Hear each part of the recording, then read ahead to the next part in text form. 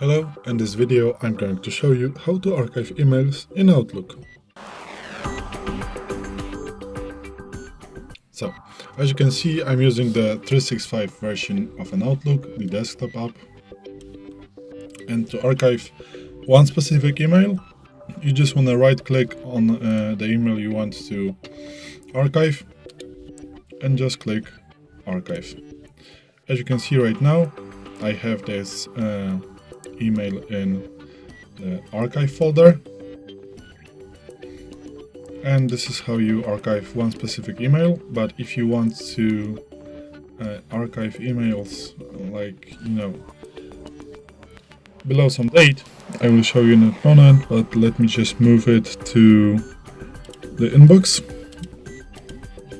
to show you that, okay, mail message is right here right now.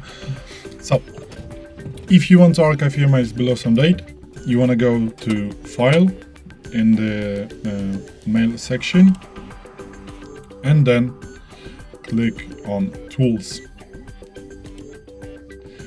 and then clean up old items. Now, as you can see, you can select Archive all folders according to the auto archive settings, or archive this folder and subfolders. So you can select which folder you want to archive, or just archive all folders according to the auto archive settings. And let me select just one folder, inbox, and now you can select the archive file where the emails are going to be archived.